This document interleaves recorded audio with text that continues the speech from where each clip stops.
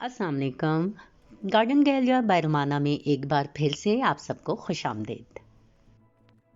आज की वीडियो में मैं आपके साथ गमलों को पेंट करने के 3 आसान तरीके शेयर करूंगी और साथ में पेंट को किस तरह हम लॉन्ग लास्टिंग मतलब ज़्यादा देर तक रख सकते हैं, उसकी हिफाजत कैसे कर सकते हैं, मैं ये भी बताऊंगी आपको। सबसे पहले आप इन गमलों को देखिए तो इनको चूंकि ये क्ले के हैं तो इनको जगह जगह से सुराख नज़र आएंगे आपको या अनइवन नज़र आएंगे। तो आपने सबसे पहले सैंड पेपर लेना है, किसी भी नंबर का सैंड पेपर हो वो चल जाएगा।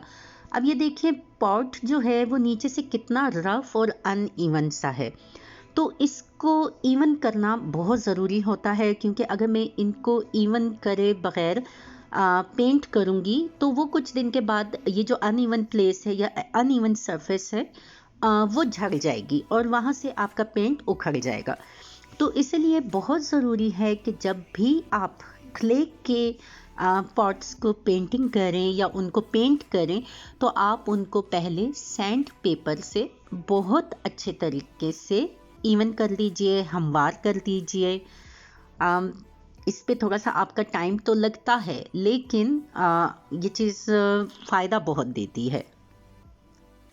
अब इस पॉट को आप देखें, पहले ये कैसे नाहमवार सा था और इसको सैंड पेपर के साथ रगड़ने के बाद अब ये देखें आहिस्ता आहिस्ता से कितना क्लीन होने लगा है ये।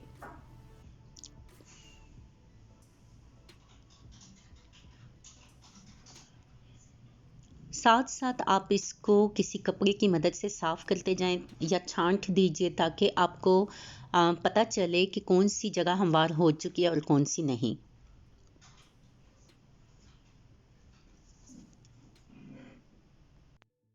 अब देखिए ये पहले कैसा था और अब ये कैसा, और यहाँ से अभी भी मुझे लग रहा है कि थोड़ी सी इसको मज़ीद ज़रूरत है, तो मैं थोड़ा सा मज़ीद इसको सैंड पेपर के साथ क्लीन करने की कोशिश करती हूँ।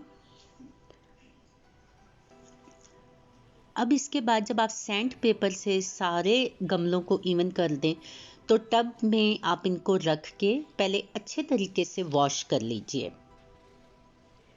वॉश करने के बाद आप इस टब को पानी से भर के और उसमें ये जितने भी गमले थे जो मैंने सैंड पेपर से साफ़ किए थे इनको भिगो के रख दीजिए 1 घंटे के लिए। 1 घंटा इनको पानी में रखने के बाद जब ये ड्राई हो गए तो उसके बाद हम अपनी तैयारी करते हैं। अपनी टेबल के ऊपर कोई पुराने अखबार बिछा दीजिए, अगर प्लास्टिक शीट है तो प्लास्टिक शीट बिछा दीजिए।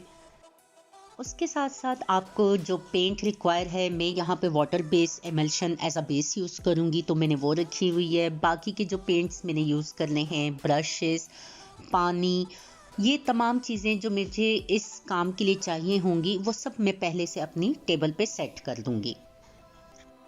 वाटर बेस एमल्शन में इसलिए इस्तेमाल करती हूँ क्योंकि ये एनवायरनमेंट के लिए ज़्यादा नुकसानदेह नहीं होती। हम जब ऑयल पेंट्स यूज़ करते हैं तो वो हमारी एनवायरनमेंट को नुकसान बहुत पहुँचाते हैं और हमारे पौधों के लिए भी अच्छे नहीं होते क्योंकि वो पौधे की सरफेस को जो आउट बाहरी सतह है उसको बिल्कुल ब्लॉक कर देती है। और क्ले के पॉट्स हम इस्तेमाल इसीलिए करते हैं कि ये पोरस रहते हैं, इनमें अगर पानी ज़्यादा भी हो जाए तो ये जज़ब कर लेते हैं अपने अंदर और हमारा पौधा जो है वो ख़राब नहीं होता।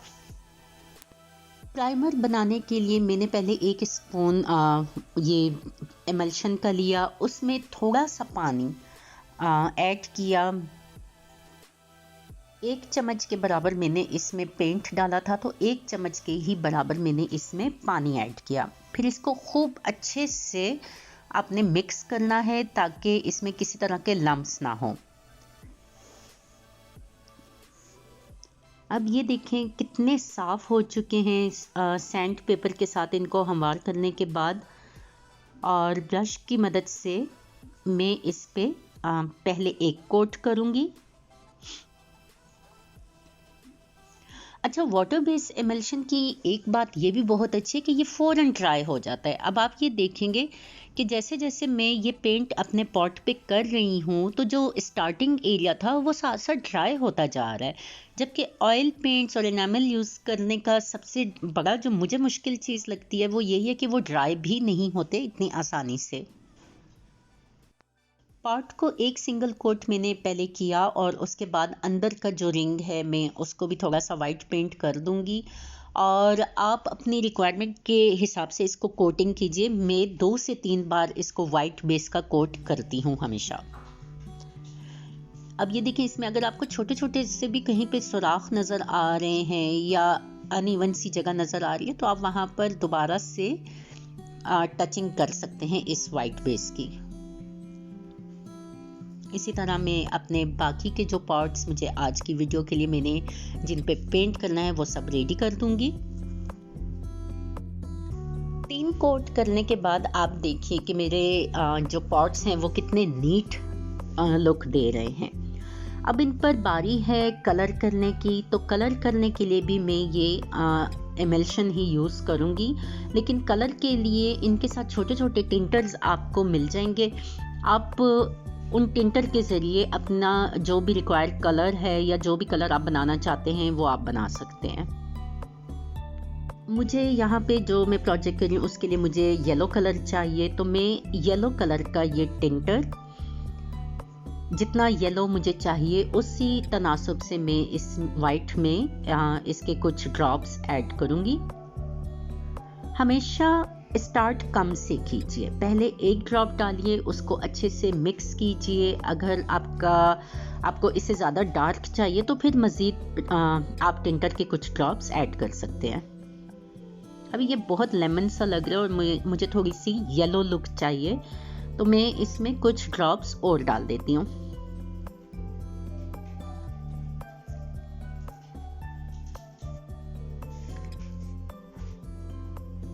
अब ये बिल्कुल रेडी है, तो चलिए स्टार्ट करते हैं। अभी मैं सिर्फ इस पर वाइट करने के बाद मैं येलो करूँगी। अगर आपने वाइट के बाद डायरेक्ट इस पे कोई फ्लावर पैटर्न बनाना है या कोई और चीज़ ड्रॉ करनी है तो आप पहले से उसको पेंसिल के ज़रिए ड्रॉ भी कर सकते हैं।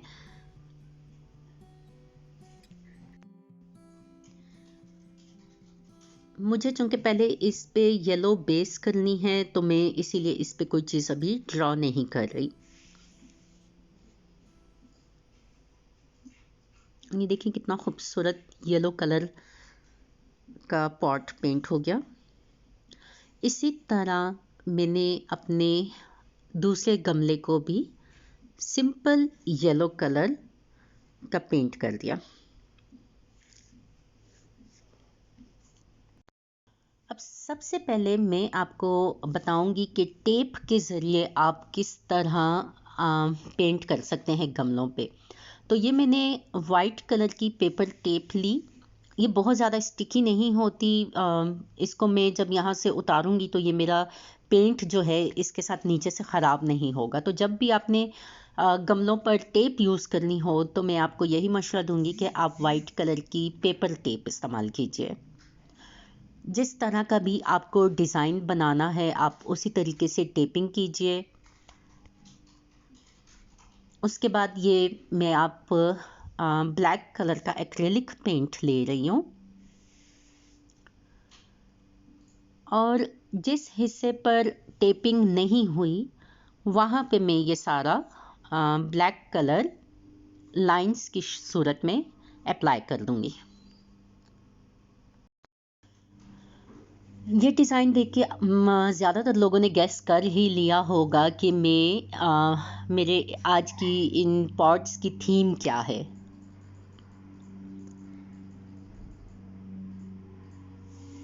टेपिंग का फ़ायदा ये होता है कि अगर आप मेरी तरह सीधी लाइन लगाने के एक्सपर्ट नहीं हैं तो आप इसी तरह साइडों पे टेप लगा के पेंट कीजिए और बाद में वो टेप को जब आप उतारेंगे तो आपकी जो पेंट की लाइन है वो बिल्कुल सीधी ही आएगी।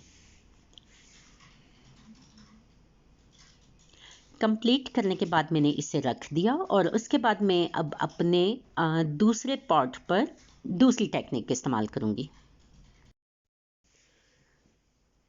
दूसरे पॉट के लिए मैं यहाँ पर एक्रेलिक मार्कर है मेरे पास, एक्रेलिक पेंट मार्कर।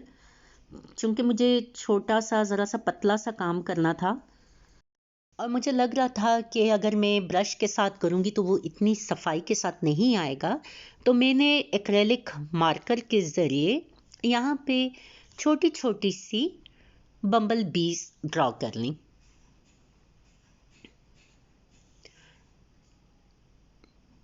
आप अपनी मर्जी का कोई भी डिज़ाइन बना सकते हैं।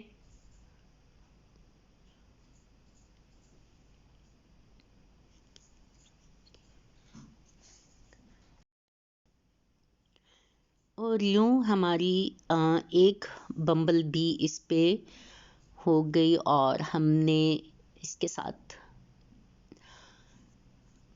खूबसूरत सा नीचे बी भी लिख दिया और बी ब्लेस भी लिख दिया। अब मैं बम्बल बी के जो विंग्स हैं, पर हैं, उनको थोड़ा हाईलाइट करूँगी वाइट एक्रेलिक पेंट के साथ, ताकि हमारी बम्बल बी जो है वो थोड़ी सी प्रोमिनेंट हो जाए।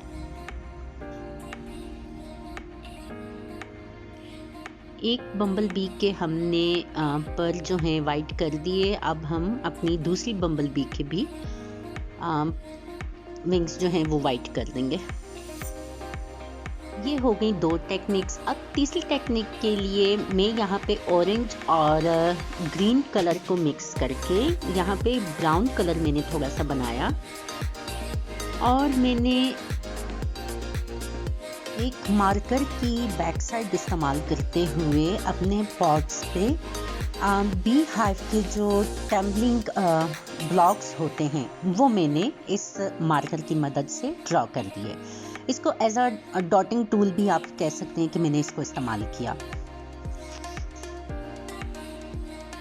अब हम जिस पॉट को हमने टेपिंग करके ब्लैक लाइंस हमने उस पर लगाई थी, अब हम आहिस्ता आहिस्ता से उसकी जो टेप्स हैं वो उतार देते हैं।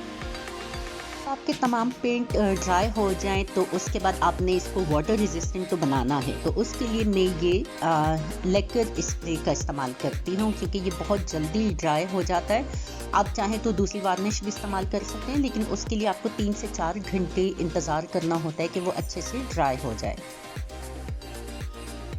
लास्ट में मैं आप लोगों को यही टिप दूंगी कि अपने जो पेंटेड पॉट्स हैं उनमें डायरेक्ट पौधे ना लगाएं। आप किसी छोटे पॉट में पौधा लगाएं और उस छोटे पॉट को अपने पेंटेड पॉट्स के अंदर रख दीजिए, ताकि आपके पेंट्स जो हैं वो ज़्यादा से ज़्यादा टाइम तक चल सकें। तो यूँ 3 टेक्निक्स यूज़ करके हमने अपने एक ही थीम के तीनों पॉट्स रेडी कर लिए। उम्मीद है आज की वीडियो भी हमेशा की तरह आपको पसंद आई होगी। अपनी राय का इजहार कमेंट्स के ज़रिए ज़रूर कीजिएगा, और अगर अभी तक आपने हमारा चैनल नहीं सब्सक्राइब किया हुआ तो सब्सक्राइब कर लीजिए। अल्लाह हाफिज़।